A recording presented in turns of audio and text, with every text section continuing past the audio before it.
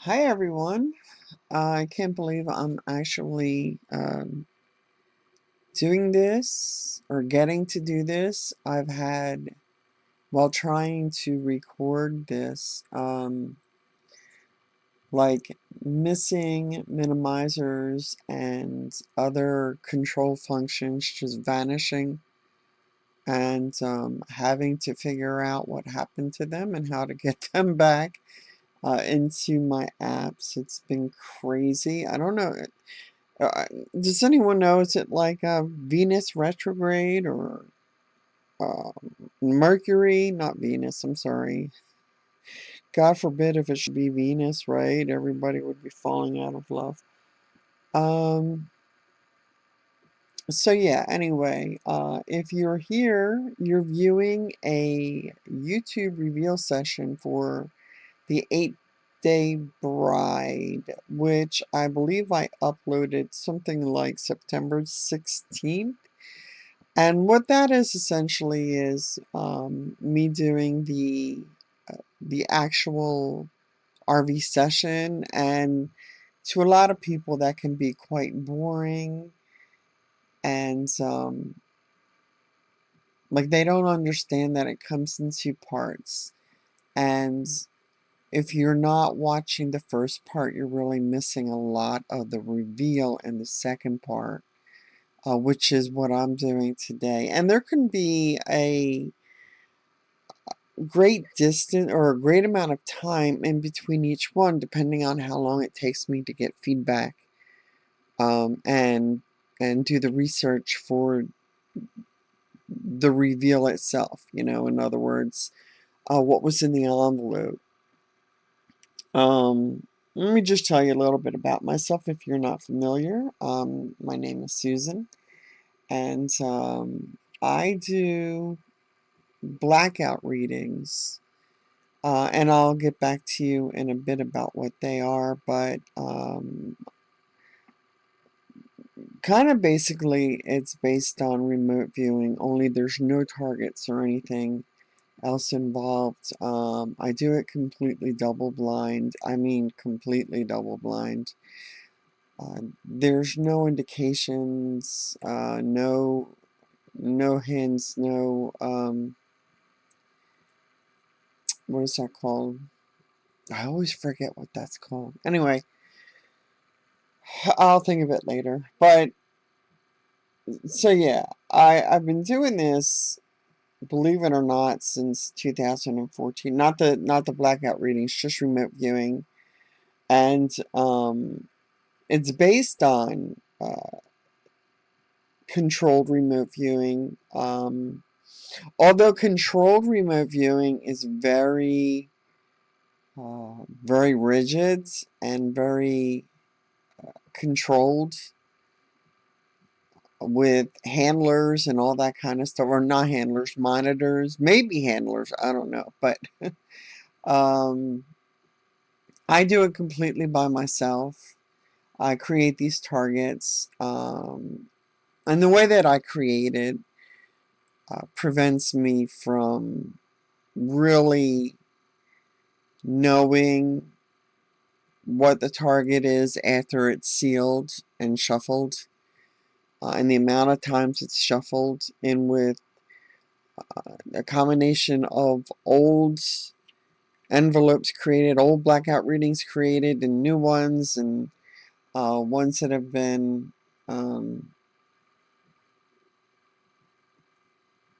kind of left in the middle.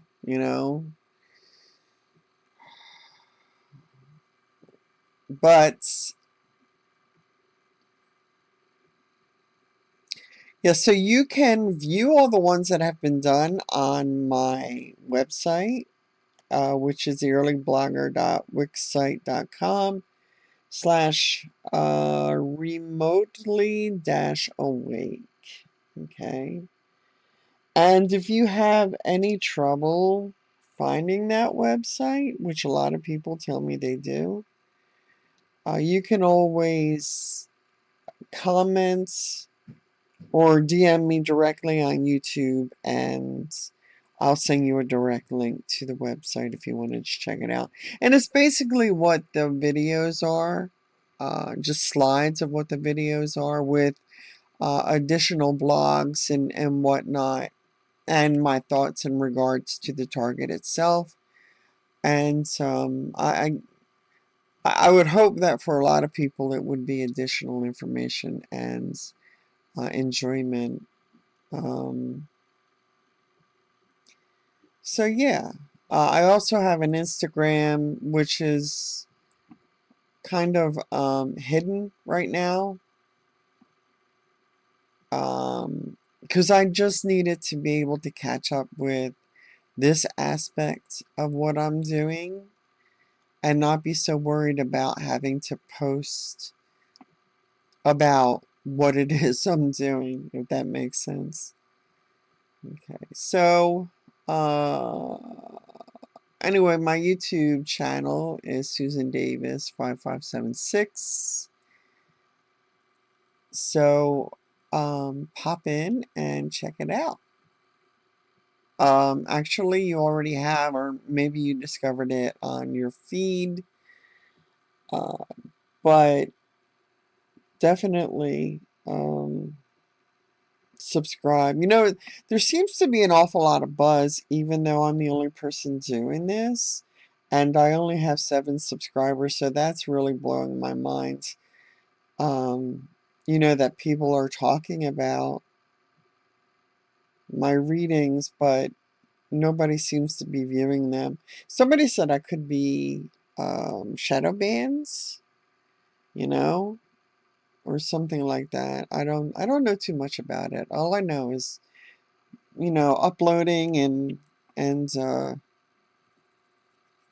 recording. So yeah, that's that. If you have any questions at all, again, you can direct message me on YouTube,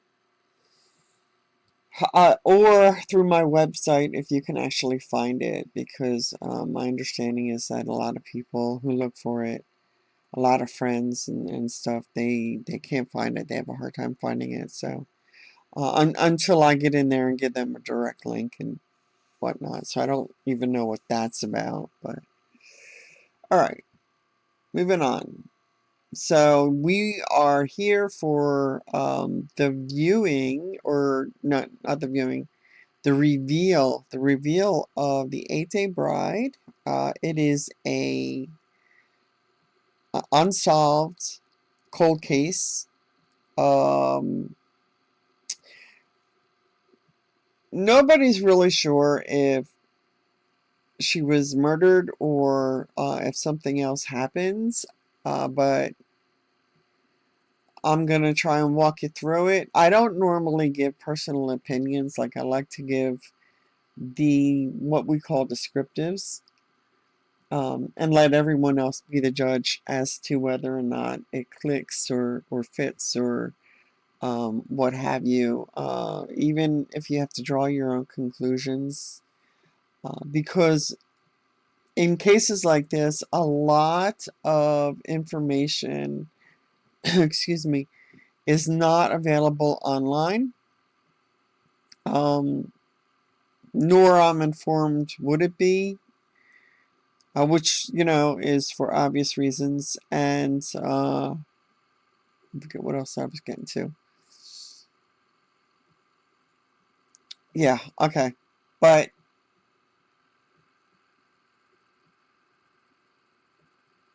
targets are based on current or world events.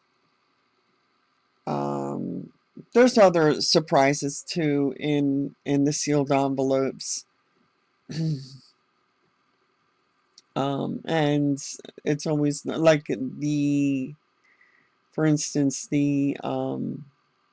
what was it, the ghost ship, Mary Celeste. If you're not familiar with it, go check out the reveal on my YouTube channel. But again, these are blackout readings. This is the 8-Day Bride reveal. So the research didn't produce a whole lot of information, and that's what I was getting at. So a whole lot of the uh, descriptives are going to be unknowable. Uh, we're not going to be able to know the accuracy of some of what I got during the reading because it's just not available. I mean, there's no way to excuse me. There's no way to determine if I'm right or if I'm wrong. So I kind of, like I was saying, I kind of broke my own rule and uh, read a little bit into this because from the beginning, it's like it just doesn't make much sense if you're familiar with the unsolved case or the cold case itself. It's a woman who died 8 days after her wedding, and we'll get into the players and how I think they might be involved and what have you. But if you even just do a Google search on it, you'll come up with all kinds of things, all kinds of information, all kinds of theories. But that's all they are theories. Nobody knows for sure. Nobody can know for sure unless a case or unless of course the case is ever solved. And by doing this, as well as other people who just speculate and give their opinion without doing any kind of remote viewing on it, are contributing as well. I mean, the more it's talked about, the more views and angles that may have been missed are are placed back in as a possibility again, right? So that's always a good thing. Moving on, like it says, 8-day bride. The task is describe the circumstances involving this case. That's the first part. And the second part is describe everything about the killer if this is an unsolved murder. So going into this, this is just like a death, a suspicious death. And while doing the viewing, I'm kind of putting out there that I don't need the information on a killer if there is no killer, okay? So when you set yourself up for a particular reading, um, it's really weird, but I've found that even if it's multi-stepped, even if there are several steps involved, the reading that you do, this is why it's so fascinating. The reading that you do actually corresponds with the questions that you ask. Okay, and that's with any control remote view target with coordinates and all that. When there is a God, I'm forgetting my words. When there's a task involved, a specific goal in mind, if you're doing it right, then you're hitting that target right on. You know, you're answering those questions as best as you can. And most of it is uh, pretty logical, you know, even in its simplest form, which is adjectives or you're not supposed to use nouns. I do. I use phrases because I hear phrases. I use music. I use all kinds of things. You'll see as we go along and break this down. Okay, so again, describe circumstances involving this case. That's the first part. Second part is describe everything about the killer if this is an unsolved murder. And I'll let you be the judge of that.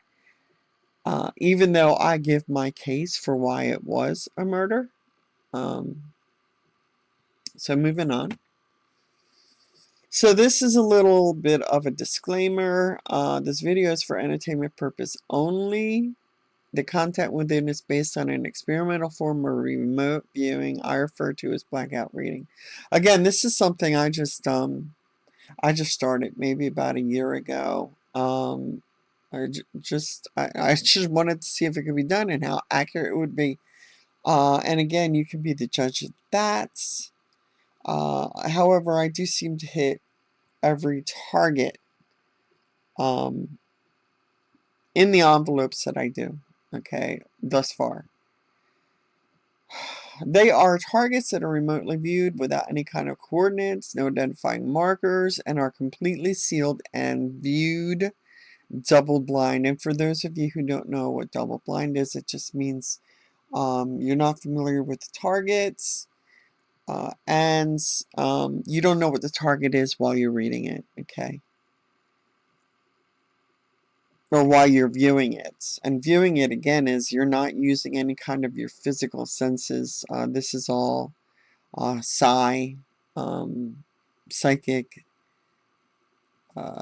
psychic senses, your sixth sense, or whatever that is. Okay, so each target viewed is viewed randomly. It cannot control which targets are read, or I cannot control which targets are read, as they are not numbered prior to being read, as well as shuffled.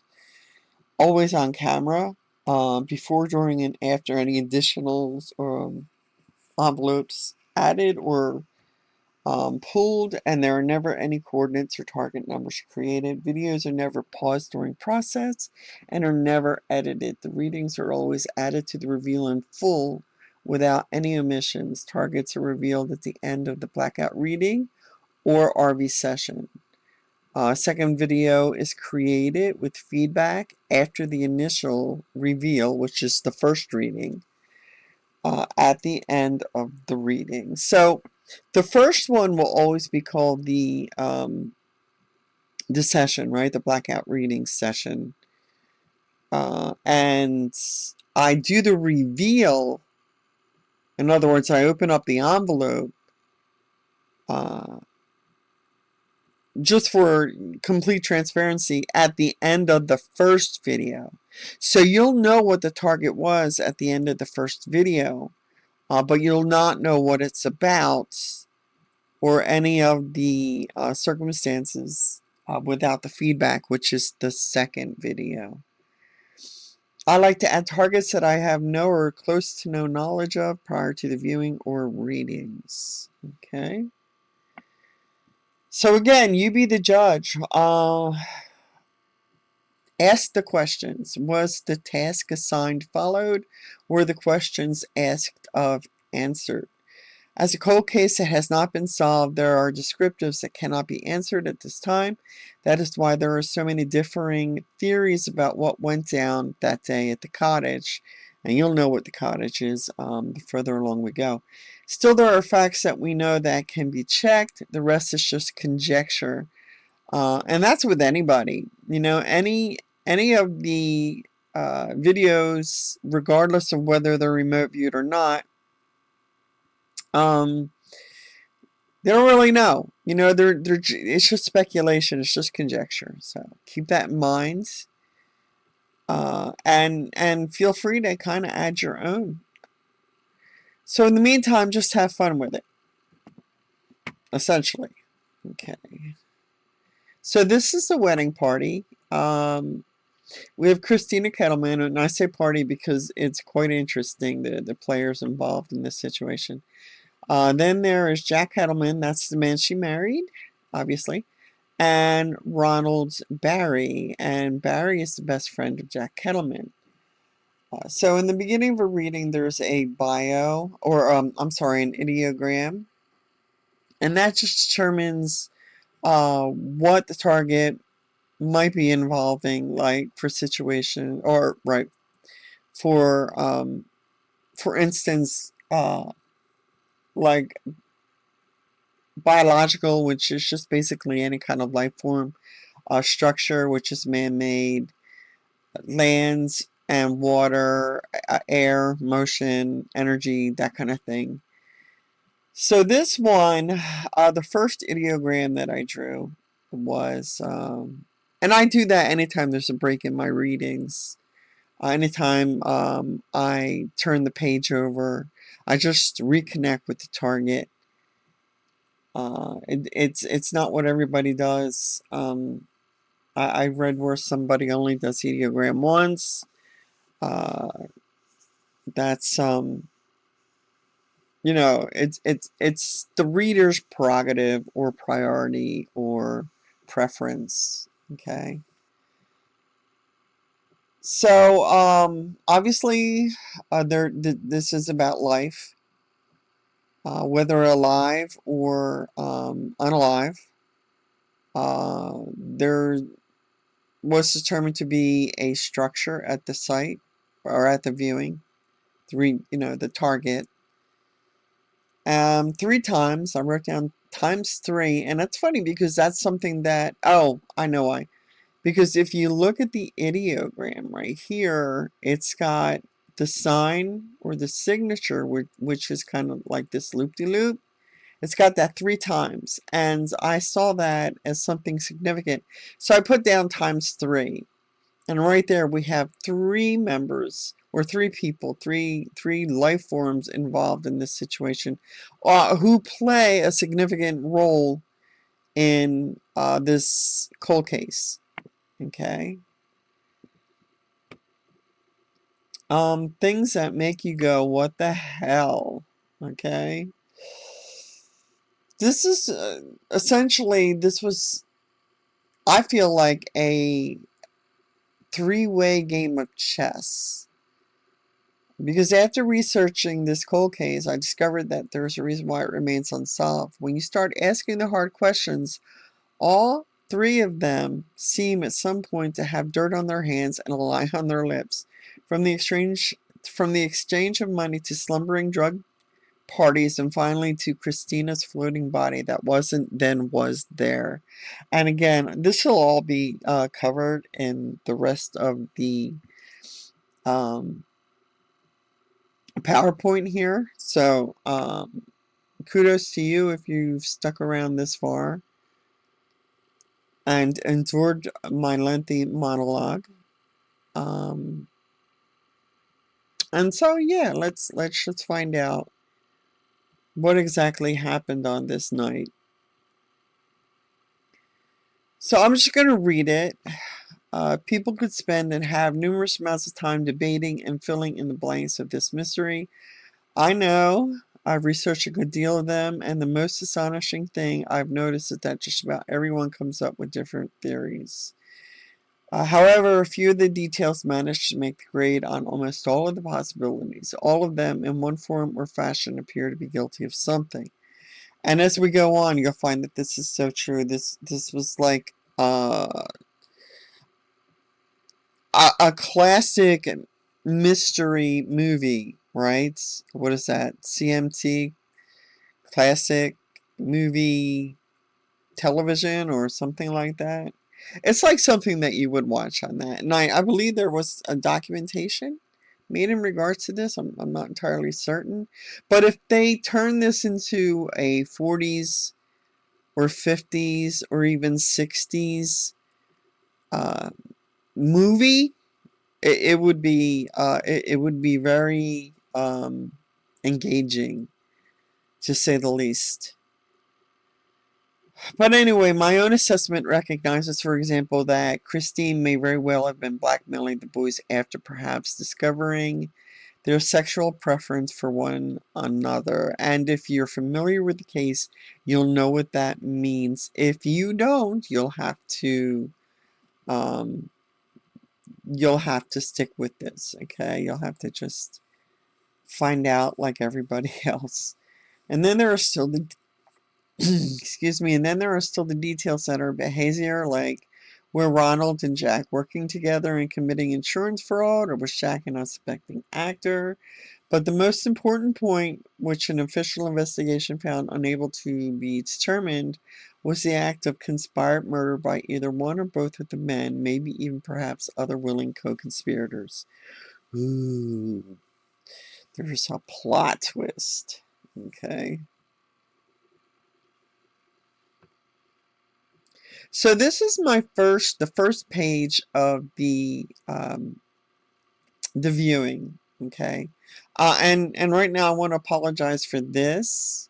My face will be on every single slide of this reveal because some people, my understanding is through others that it's like they're finding my content out there, but it's not under my name. So there is no way for me. I tried and I tried to combine a video of this uh, reveal along with the reveal in this format. Okay, so in order for someone to just swipe it and claim it as their own intellectual property, if you don't see my face while you're viewing some form of this PowerPoint, it's not me. Okay, if my face isn't embedded somewhere in each slide, then it's not me. And I would ask you to notify me if you ever come to a situation where that occurs. Okay, so that's what that is. It's not that I'm in any way enamored with myself, but yeah, let's go on. So again, I already went over the ideogram with you. That's this section right here.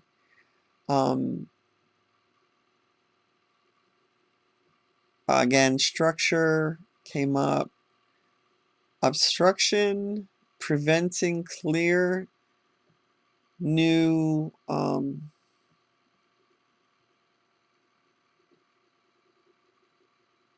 clear view of target. I can't even read my own writing. I'm sorry. Or get the impression of something taking cover or being concealed. Okay.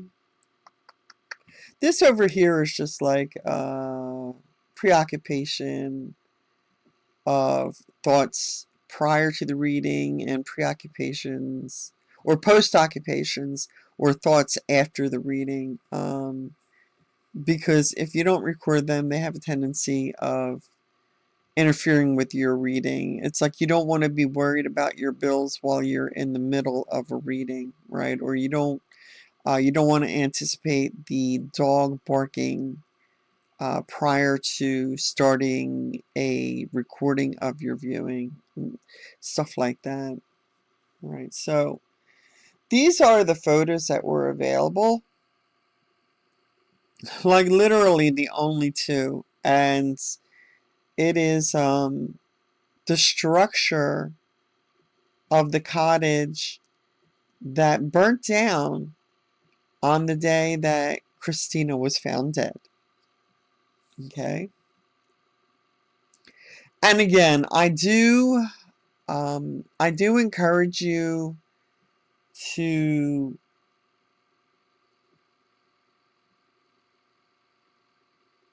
watch the complete reading, the first one of the 8-Day Bride, because there's additional information, as well as just kind of do a real quick search as to what this topic or what this cold case is about, so that at least you're going into it with some understanding and you're not, for example, saying cottage. What cottage? How's the cottage involved?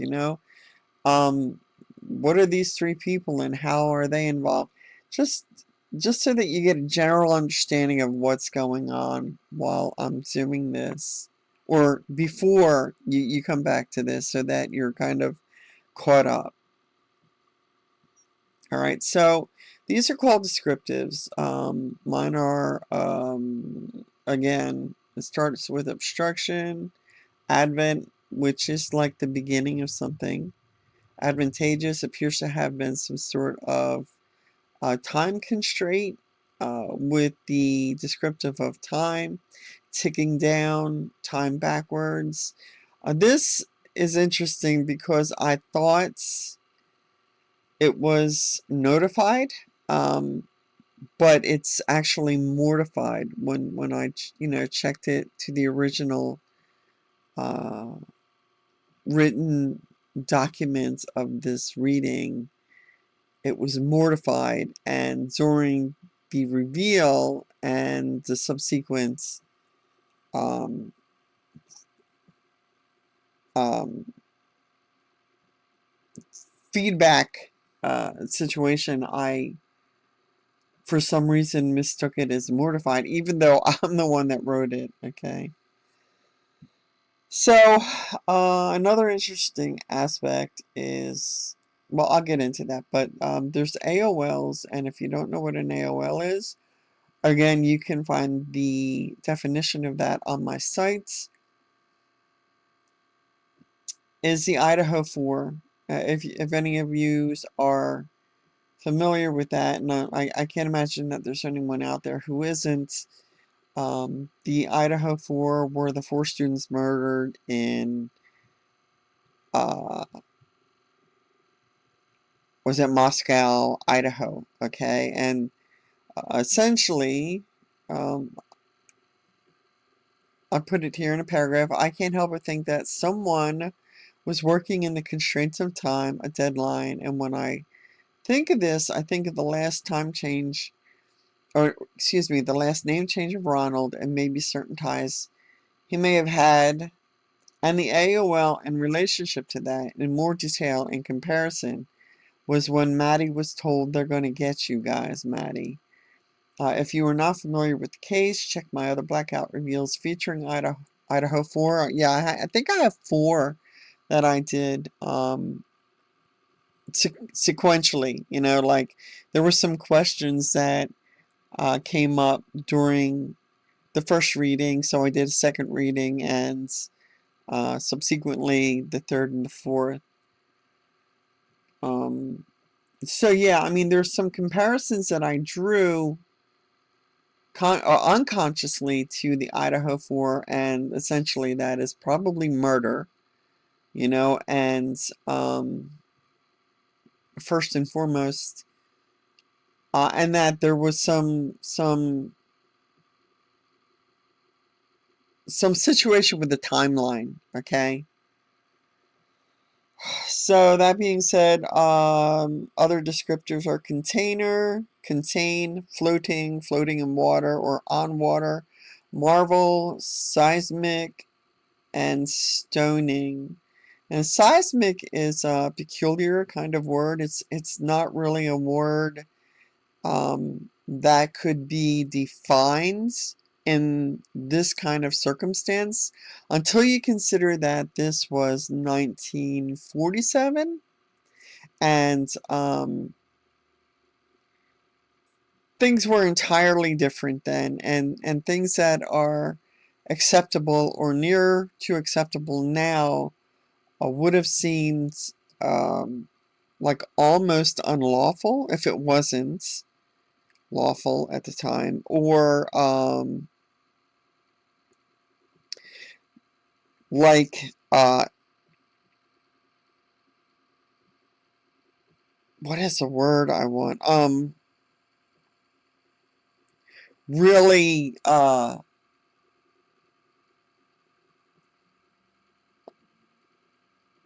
taboo, I guess is a good word. Like extremely taboo. And again, as we go along further into the reading, you'll understand why.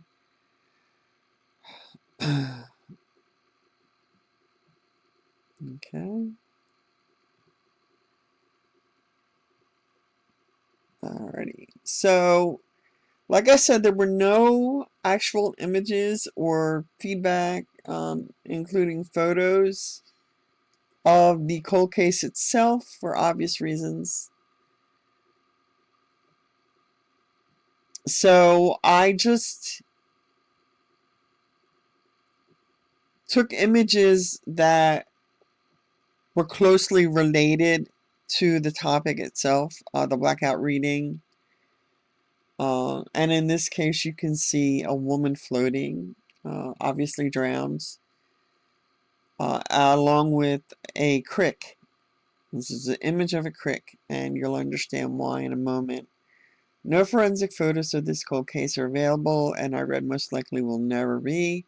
But all the creek beds, like where Christina's body was found, I've ever seen resembled the one shown here, which is right here. Okay.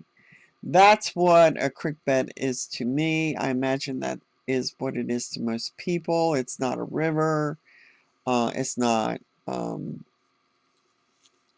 I guess it could be a stream. I don't know if stream like is a synonym for a creek. Not synonym. Antonym? Whatever. You know what I mean. Let me go back. Let me go back. So anyway, Christina's body was found floating in one description in 10 inches of water, and another a puddle. That's is documented by two of the witnesses of the two people who were there to, well, they've seen the body. Let's just put it that way. They saw the body. The river is seen in one photo in front of the cottage. All right, that is, I believe that's in the past photo. Let me just go back. Yeah, there's the river. Okay, that would be the river. And at some point, either before the cottage, and this is the cottage, or after the cottage, there, it breaks off into a creek or stream. And I guess the closer to the river it is, um, the more white water there is, white water conditions, and the further away, of course, you get to um, hold on, situations like this. And then in the next example, you'll get even to where it's just kind of like, depending on how dry it's been and how much rain, um, just kind of like trickles, right? With shallow puddles all over the place. But again, the river seen in one photo in front of the cottage. The creek bed would have run away from the connection from the river, so would have been. So Christina's body would have been found downstream of the river, right, off of the creek. And even though this looks pretty white or pretty rough, it's still fairly shallow. It's probably about knee deep. So on some people, maybe 16 inches, and in taller people, maybe a little bit less. So it could have been found in water like this, although this is moving, so it would have been, unless it was hooked up on something, her body would have drifted downstream even further, okay, away from the cottage. And this is just uh, part of my opinion, or my 2 cents, so to speak. Again, these are just other examples at varying degrees of either distance from the actual source of the water. Uh, yeah, that's all there is. So is the water deep enough for someone to drown in at 10 inches? I don't know. But coming off connection from river, current would have been stronger and a bit deeper. So her body, if the current was strong, could have ended up in a body of water like this, which is not quite 10 inches. These, in some places, I imagine, are 10 inches. It just doesn't make much sense that she would be found um, in an area not far from the cottage, which isn't far from the river. Um,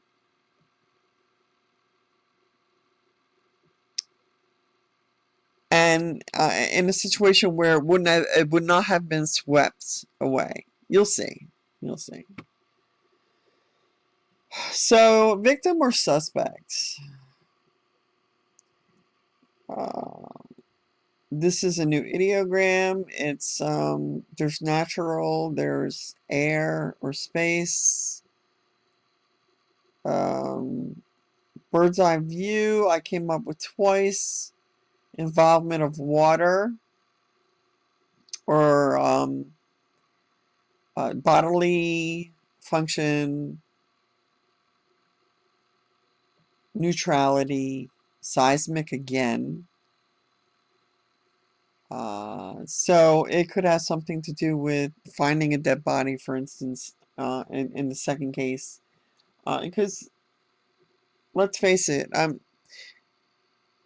even though murder is a normalized thing for us today in this age, it wasn't in 1947, especially in Canada and especially in a kind of country club environment, which this certainly was. It was a vacation home in Canada, Toronto, Canada. Um, it was like a boating community, a fishing community, people with, um, again, who just came there basically for vacation, to fish a little bit, to boat a little bit, what have you. So this feels like a big deal. This is before I knew what it was. It feels like a big deal, and like I said back then, it would have been.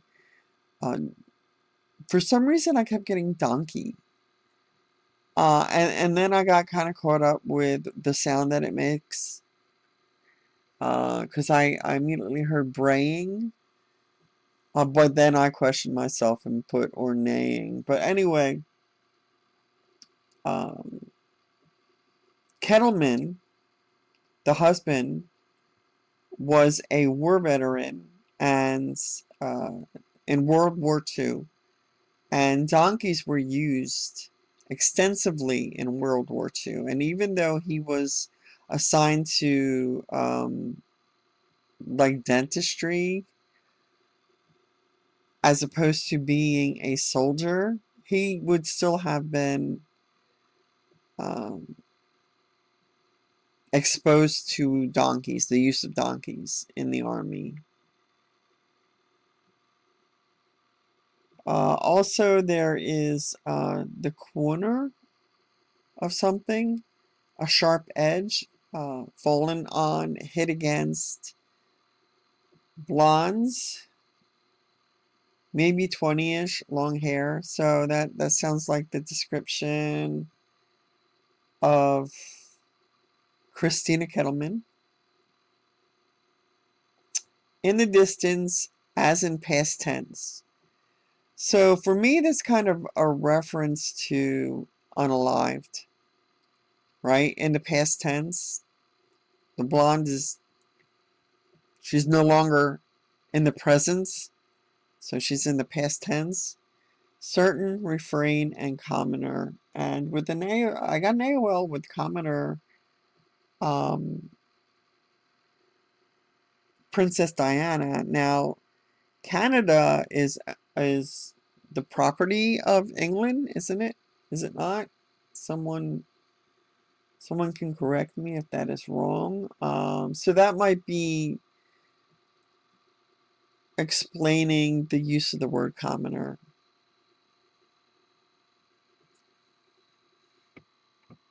Okay, so, whoa. For murder to three-ring circus. This is ridiculous. After her death, there was an inquiry into the potential that her death was murder. And surprisingly, based on all the information available, they didn't see any reason to suspect murder. And that's why I call this a free ring circus, because if you even read a little bit, you would be like, what the hell? What do you mean? There was no, not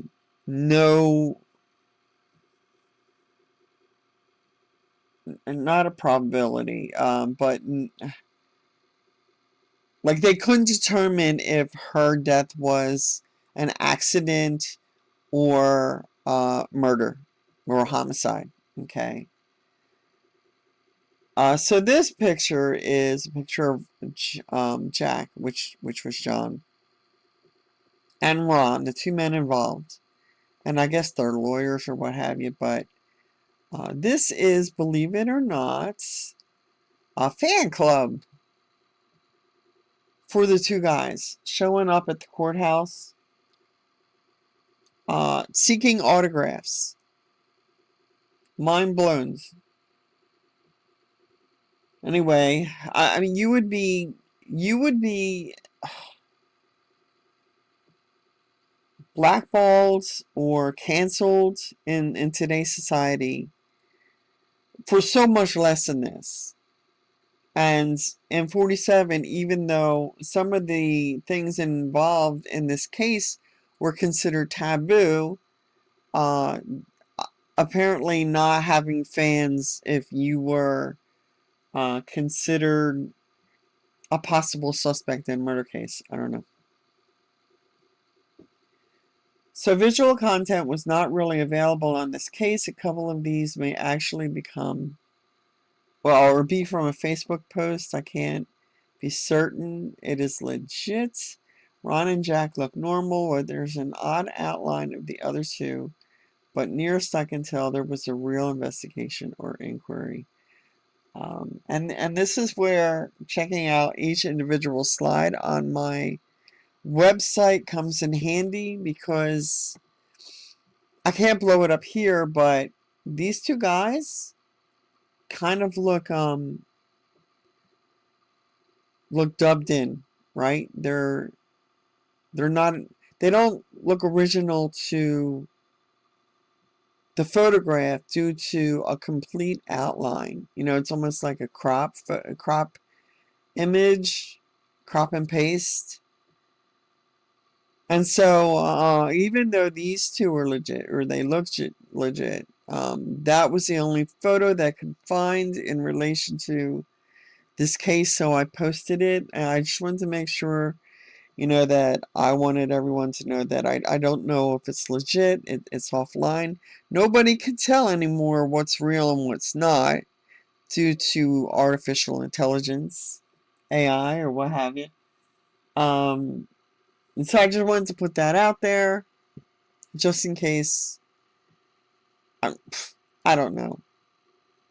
Just in case it wasn't accurate, or this photo wasn't real. It was created.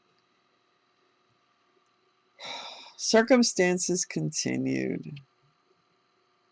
Again, excuse me, during the tasking, I asked for the circumstances regarding this, which was a target at the very beginning. And again, bio, organic, or life. Excuse me. I always do that. What was the first thing that came up?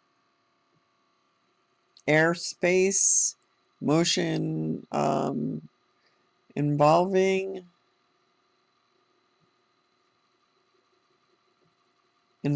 distance is something that was moved to, or what is that?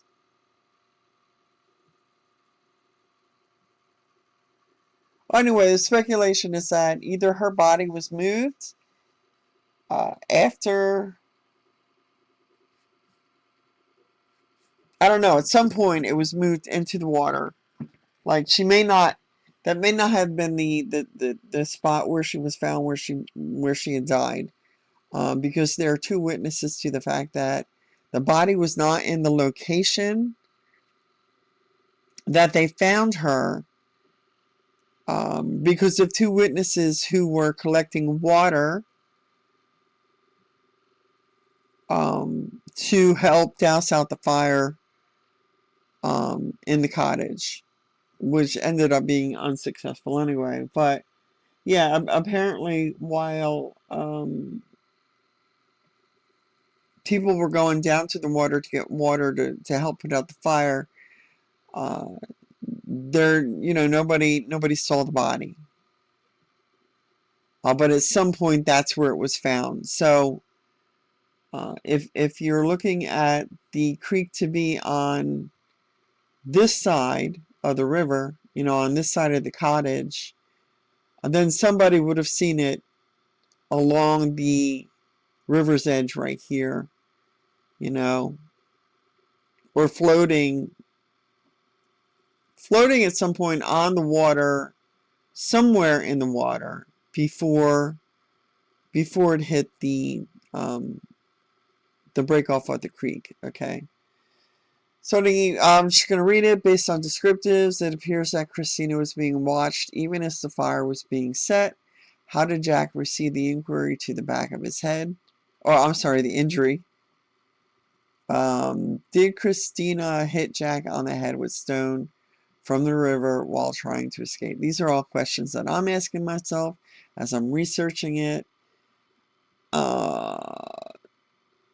Again, was the house empty when the fire started? More questions.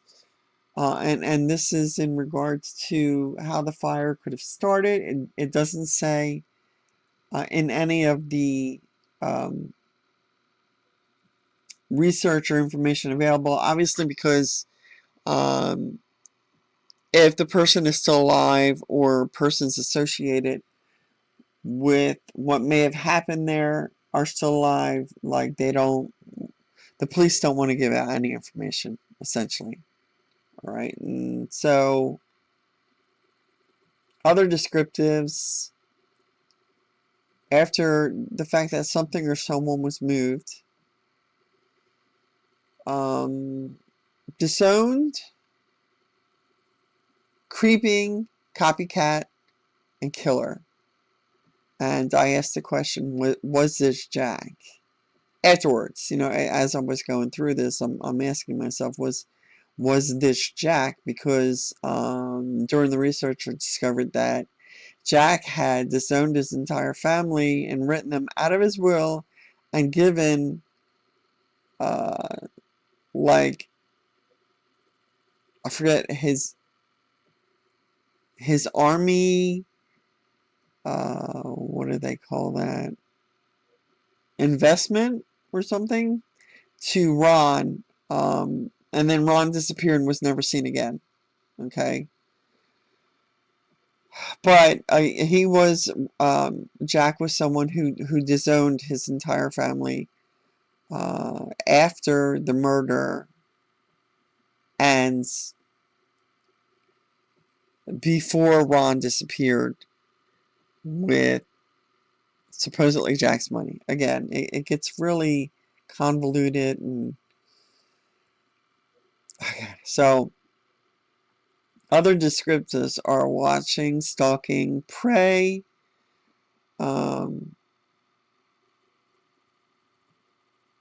At this point, I feel internalized a sudden heat throughout my body, and it progressed rather quickly and was really hot. And I put internal, flame, fire, charcoal, grill.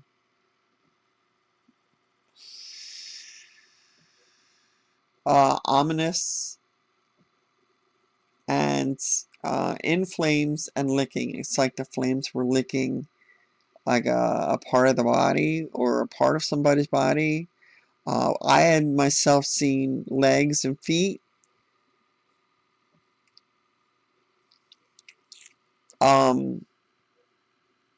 There was a fire, as you can see. This is the foundation of the house.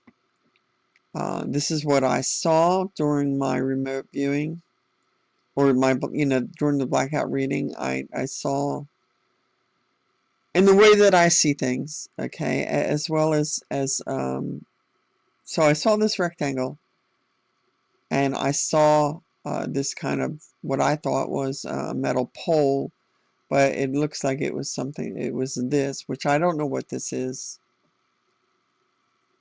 And then during research, I found out that the fuel that was used during that time in Toronto, the majority of the time, like 95% of the time, was kerosene, and kerosene is made from charcoal oil. Okay, so that's how I came up with that. So my descriptors for this were boxy structure, metalish pole, barren location, base wide open, deserted, morbid, and morose. Now this is interesting because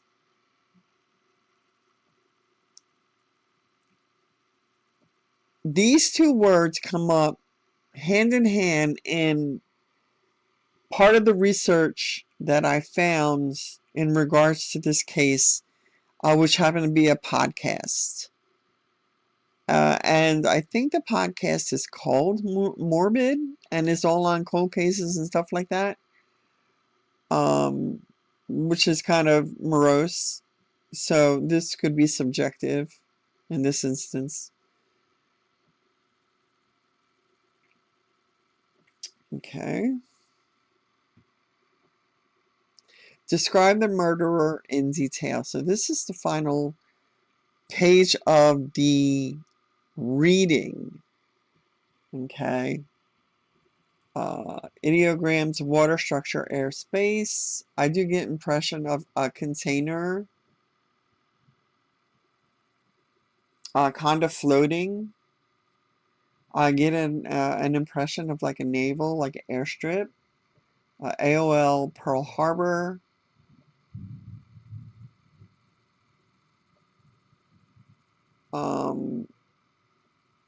Land stop, seen from above.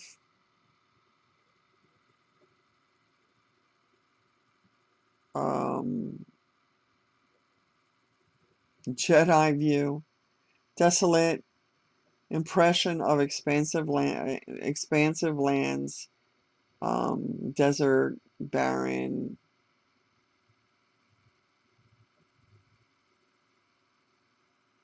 and deserted again.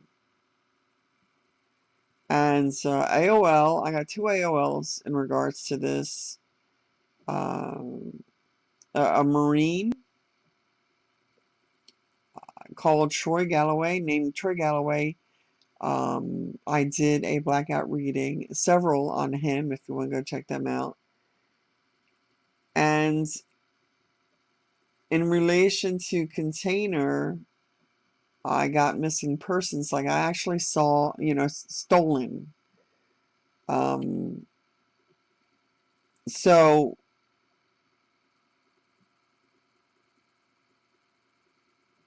I feel like something or someone was stored in a container or held in a container, held captive, held unalived, and um, in preparation for placing the body at a later date in some other location. And also, there seems to be involvement of three different branches of military. And when I did a research on that in the area that this happens, because there was a witness from Canada, a major Scarterfields, who testified during the inquiry that he did not see Christina's body floating when he went to the water's edge to get water for the fire. Okay, now he doesn't speculate, or it's not really given what what area of the water, like is it the river's edge or was it the creek edge? It doesn't really say, so we don't know. We can only speculate. Another witness was Neville Sweet, who owned a boathouse on I think it was an island. I'm pretty sure that it was called Severn Falls, Toronto, and if I'm not mistaken, it's part of like an island system. But this is not the boathouse. The boathouse is no longer standing, so I wanted to give you an example of what would have been there. This would have been, again, a vacation area. It still is, actually. It still exists. I couldn't find, no matter how hard I tried, I couldn't even find a photo of the boathouse that exists now to compare to this one, because this would have been, I think, relatively large. It's not like a private boathouse. I think it probably had enough docks in it for people to hold their boats in during the off season or what have you. There probably would have been recreation there. So again, when I saw this, I got the impression that that would be a great place to hold a body. You know, in one of the small areas, maybe in a boat that was being held at the boathouse. And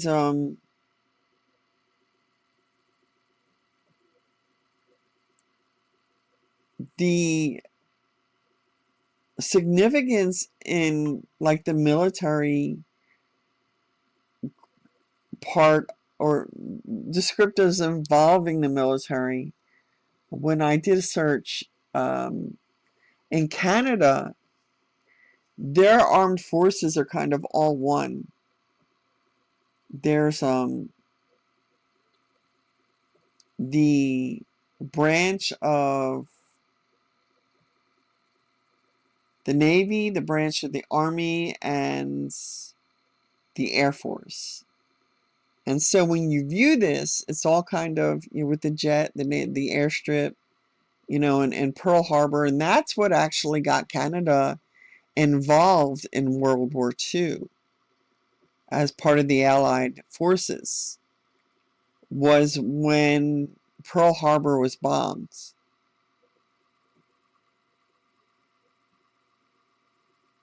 All right, so that seems to indicate some involvement of Major Scarterfields. And I say at least some involvement, if not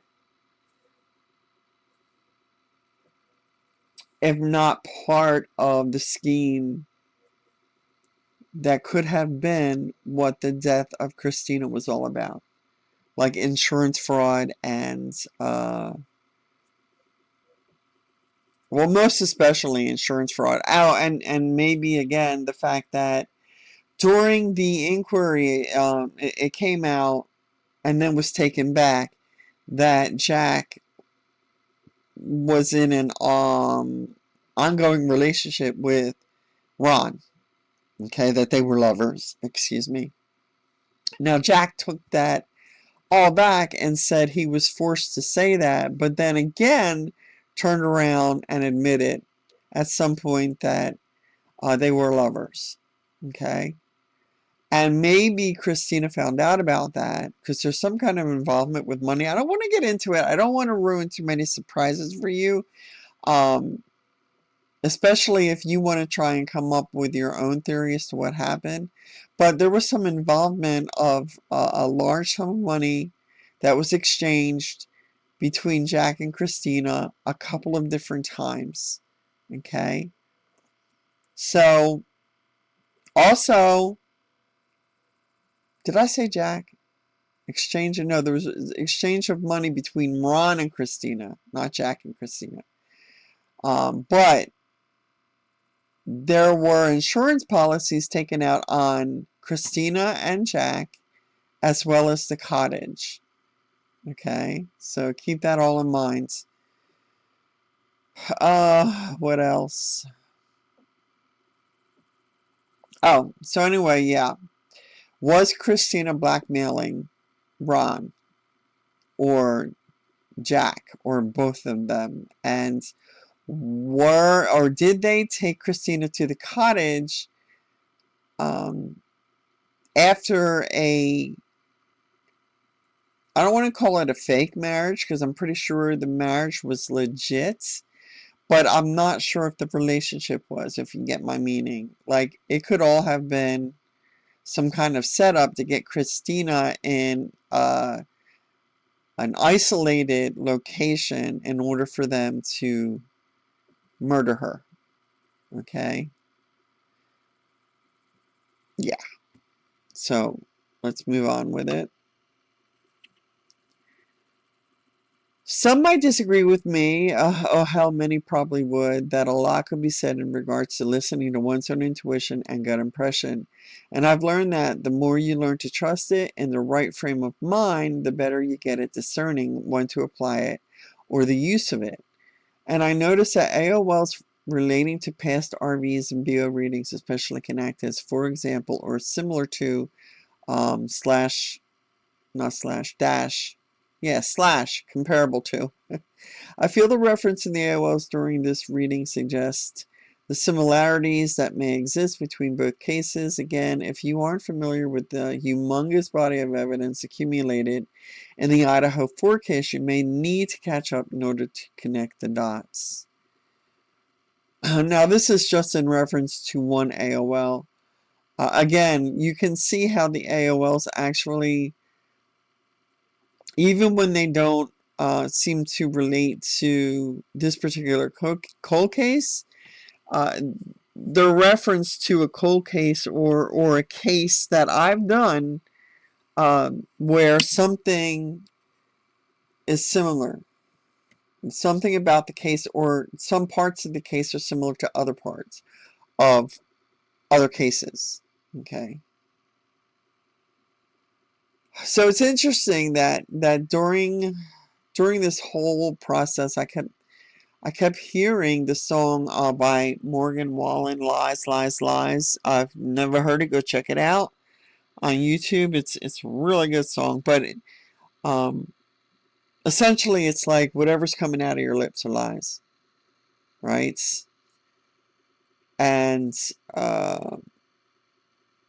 the connection of the dots that I refer to have to do with murder, timeline as much as time constraints, drugs, location of body, like for example, was it moved, and party involvement, the parties or the possible outliers, people who weren't even considered to be a part of the conspiracy or the possible murder or homicide of Christina could actually be involved. There are other players, other people, the witnesses, who, to my knowledge, well, no, okay, they were questioned, but because there was no investigation,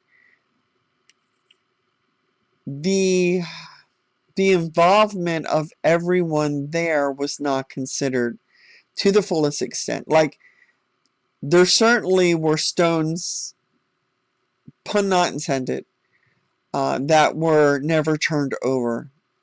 Okay, there are certain things about this case that were never revealed that could have been just by asking the right questions.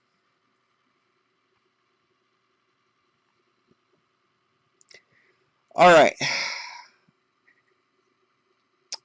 So, this is just the 4 original pages of the initial Blackout reading.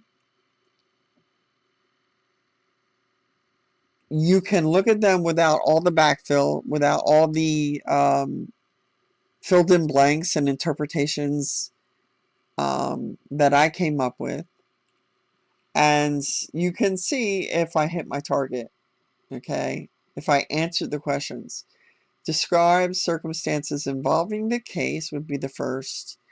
So from the first page to the last page, it feels like a natural order. If you read it from first page, from the very first um, description to the very last, there seems to be um, an alignment, like a beginning and an end. Let me take this back.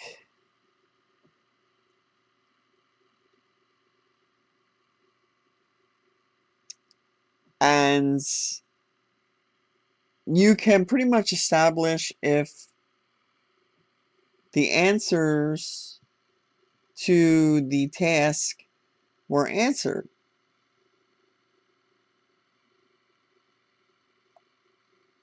All right.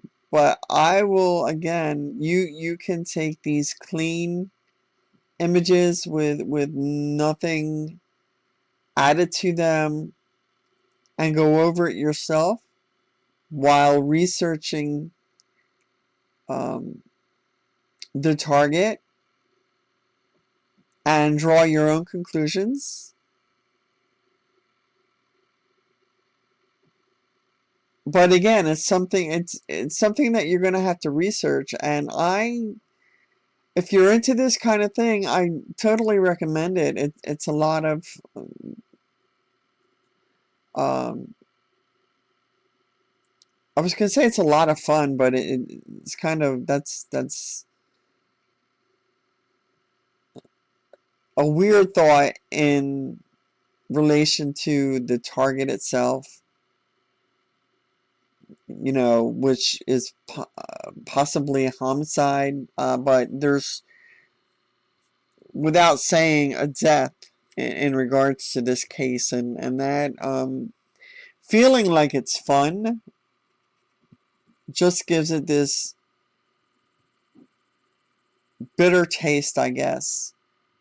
Um, but you know what I mean. If you enjoy this type of thing, if you enjoy solving mysteries or trying to solve mysteries or understanding or learning about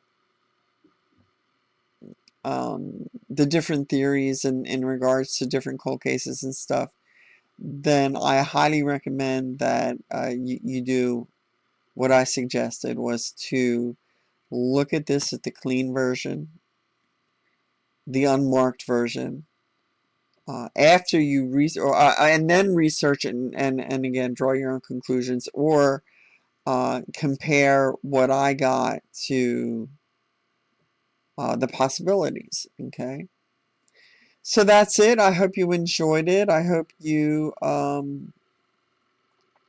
will subscribe and hit the notify button so you can be notified of any other, well, not, there'll definitely be Blackout readings, but my next one.